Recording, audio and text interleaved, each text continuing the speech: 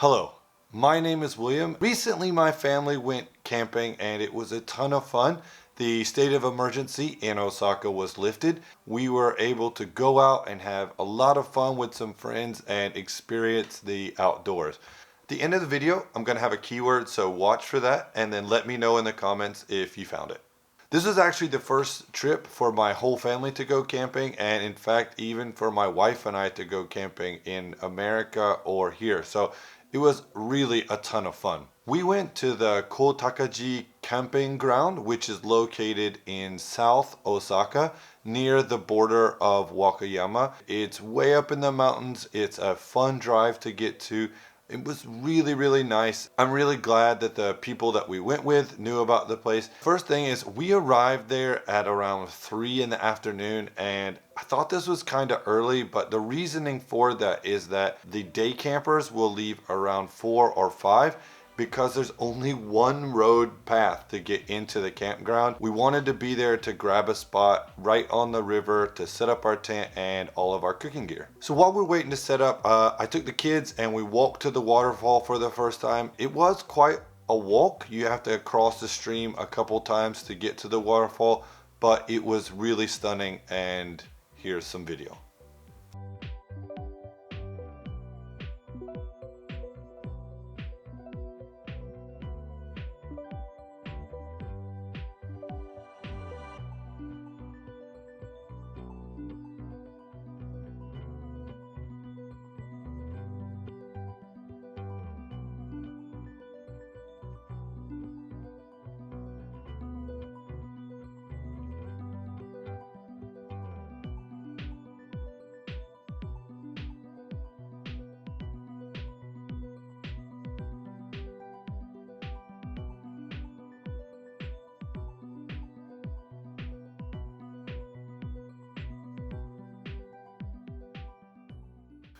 When we got back to the campsite, it was time to set up our camping area and get everything sorted so that we could have the fire ready to make everything for dinner. That was easier than said than done because my family had only set up our tent one time previously, and that was hard. Also, the riverbed where we were at was all gravel, like compacted gravel, so it was actually a little hard to drive the stakes in. One thing about that campground and the water is that it is crystal clear. It's super beautiful. It's like glass, to be honest. And it was cold, but not too cold. Where I'm from in the United States, we have a big thing called sliding rock, and the water comes out of the mountains. Sometimes that feels too cold. I probably wouldn't be getting in it at the end of September or October unless someone bet me to do it. The water here was quite comfortable in the afternoon time as it was still warm. There were actually lots of families, groups of people, college kids there, and there were a huge variety of tents. There were crazy expensive, big $3,000-$4,000 tents, and they were cheaper tents. One thing that really surprised me is the teepee style or center mass tent seemed to be really popular. In fact, the other family that came with us had one of those. It seems to be a really big thing right now because you can use lots of space, but then also I guess you have some height in the tent. My family opted for a normal style tent. This is a square cross peg style, but it was more than enough for what we needed. One of the things I really cared about, especially since we have little kids, was the facilities. And they had great facilities. They had vending machines. You could borrow some cooking gear if you needed to. As you exited or toward the entrance, there was a place that had a stainless steel kitchen set for washing gear. The water was drinkable or potable water, and you could use that to clean your stuff or to cook. And that was really nice that they provided that as part of the fee. On top of the hill near the entrance was actually the lavatory, so sinks and toilets, and they were really clean. I've been to some campgrounds in the United States where there were no lavatories, or if they were, it was just an outhouse. Yes, just out there, do your business, come back. Here was actually like plumbed toilets. It was really well lit. They had the Japanese style toilet, the squatty potty. And then there was also Western style toilets. These were even in the men's rooms. They had heated systems, they had a bidet, a washlet, and that's really nice, especially with little kids. What I really liked was it was really well lit and it was really clean. There was no smells. They're definitely taking part of your camp fee into, keeping that clean, and that's really nice. As night started to set, one thing that surprised me was the number of families that had like full on light sets. They might have had a generator, I thought, or some giant battery pack, but no, they actually used their electric vehicles as a source. So they had these giant like floodlights sticking out on their tent. Actually, the people we went with did that, and it was super convenient and super nice because our kids could see everything. And then when it got later, we could turn those off and just use the fire. When getting stuff set up, it was really nice to have those lights. So since this was like our first big camping trip for our family, we decided that, we'll kind of go big on the meal, and we had grilled meat. There was sausages, and we had tongue, actually, cow tongue, which is fantastic. Let me know if you've ever had grilled cow tongue. It's great. I really suggest it. It has a really good texture to it. Again, I really like it. A little salt and a little lemon, you little on top. The grilled vegetables were all really great, and I really, really enjoyed it. On the side, rice, and we made a paella, or in Japan as they say, paella. It was full of seafood. It had a really nice flavor to it. The shrimp, the scallops, everything were really good. Had a nice crust on the bottom. I was really glad that we could eat something other than just barbecue. While we were cooking, I knew that the coals were going to get really hot and we were going to be having a fire for a while. I actually took some stuff and I covered it wet in newspaper and then wrapped it in foil and prepared that for the next day. So after the kids got done with dinner and we had finished the paella and some soup and some chatting, it was time to do the always camping tradition of roasting marshmallows. I brought some chocolate and some biscuits, cookies, and we made s'mores. And it was the first time many of those Japanese people had ever had a s'more, and they loved it. Now, we didn't have graham crackers, I know, but we did have little cheap sugar wafer biscuits from the store, and they worked just fine. The Meiji chocolate matched really well, and I probably ate 10 or 20 too many marshmallows, but it's once a year, so it's okay. While I was really getting the fire going and arranging everything, the kids went up on top of the parking deck. So the campground actually had a 2-story parking deck, but no one was parking on the top. So it was just the asphalt, plain, nothing there area. They took a bucket of water and they did some fireworks, which is really great because in Japan, the end of summer is often symbolized by fireworks. I really think that like connection of the end of summer and kids enjoying it, adults enjoying it, you can really feel like, oh, summer's coming to a close. The other dad who came with us had a bag of dried bamboo and wood that he had used for another event during the summer. So I got the pleasure of chopping it all up and putting it in the fire. And it was really fun. I love smoke. I love the smell of smoke. I love burning stuff. It was just really nice to have that chance. I'm really glad that he had that. He likes to learn about other cultures and America. So we talked about American football and sports and schools, and it was really nice to have that, dad to dad sit down conversation. Because it got dark kind of early, I think the kids all went to bed around 8:30 or 9. The adults stayed up and chatted, and it was really nice.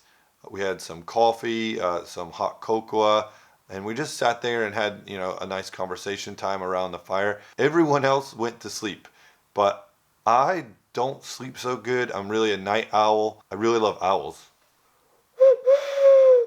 Let me know if you like owls in the comment below. I couldn't really sleep and it got way cooler than I had expected, so I got my times all messed up, and the next tent's over. We're still chatting. I decided that I would go for a little walk, and I ended up on the top of the parking deck where I realized, oh, I can try to take some night shots. So on top of the parking deck, it was dark, like really, really dark. And I'm glad I had some LED lights with me to find my way because I almost tripped over like a backstop for a car, but Set the camera up. I put it on a 30-second exposure time. The first couple of shots were hard. They're a little blurry because you can't focus in the dark so well.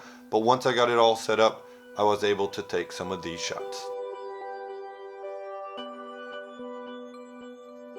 I actually really like space and all that kind of stuff. So I think next year I might try to go even deeper in the woods, or set up some time where I can try to get some shots, because that was really fun. Like I said, it was 12:30 or 1 a.m. maybe, close to that, and it was dark, and I was walking back from the restroom, and it really just blew my mind, like, that everybody just left everything out. Like, all the camping gear, the stoves, the toys, everything was just near people's stuff. I know campgrounds in America, maybe like camping culture is really nice and people don't do it, but I think being American, I would be scared of people stealing stuff or moving it without me knowing, and that really wasn't a thing. Even the group that we were with, we packed up a lot of stuff, and we put the really important stuff, of course, inside our tents, but the equipment and everything was just lined up outside our tents. A lot of the other tents that I walked by,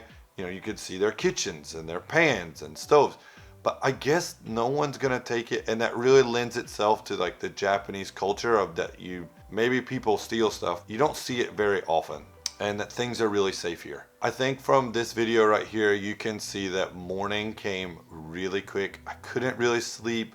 I'm not used to an air mattress. It was kind of cold.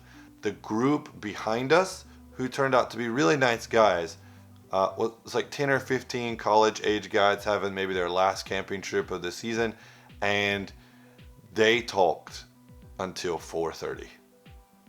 4:30.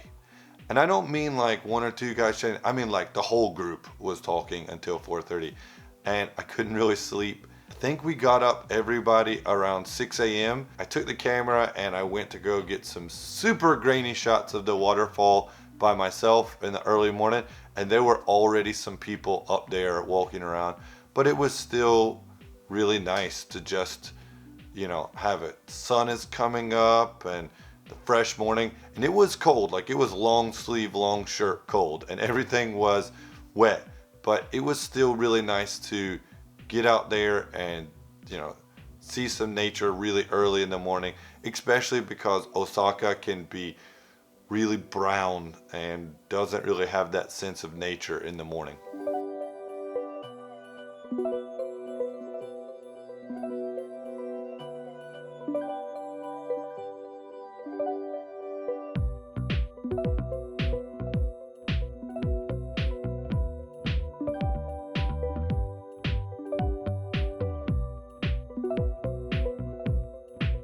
After everybody was up and we were ready to eat breakfast, it was decided that the kids would have hot dogs. Now these hot dogs were sausages, and they were pre-boiled so that they were cooked. But what they did was they wrapped the hot dog in a bun with lettuce and some other stuff, then put the whole thing in some foil, and then put the foil inside of a milk pack, like a 1-liter milk carton, and then set those on fire.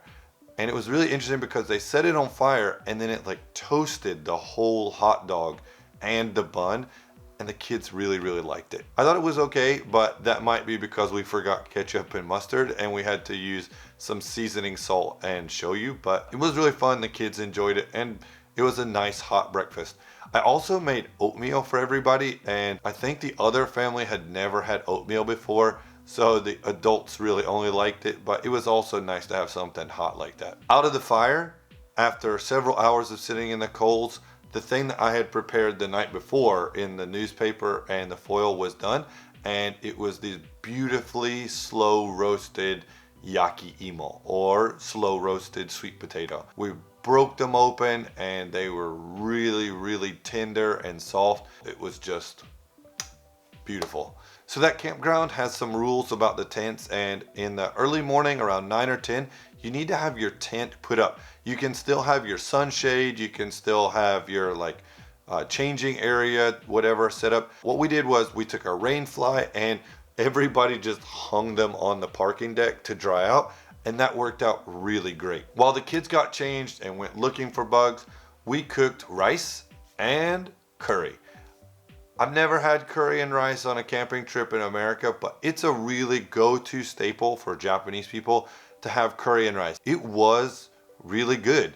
The thing that we had on the side was yaki onigiri, or burned rice ball, and the kids really liked that. They're like covered in a sauce and then cooked in the pan, and they're crunchy, and it was really filling to have in the like early morning, afternoon, as the day was continuing on and the kids were cold from playing in the river. The very final thing that we did on the day was watermelon. So in Japan, they take a watermelon and you do a dizzy bat spin and you try to hit it while blindfolded. It's a little watermelon, but it was really delicious. I felt kind of bad for my son because when it got to his turn, all 4 of the previous kids had hit it. So he was just left with like a pile of rind. He still did it and had a good time, and we enjoyed the watermelon, and he made it splash like 4 meters in each direction. It was just good fun, a good way to finish up everything. We cleaned up our trash and it was time to get ready to leave. Today's keyword is taki, and taki means waterfall. So that's why this campground is named that, because the Kotakiji is for the waterfall that's at that camping ground. So fall is here and things are getting back to normal. If you enjoyed this video, maybe you can check out another one here, and we'll see you in the next one. Mata ne. Bye bye.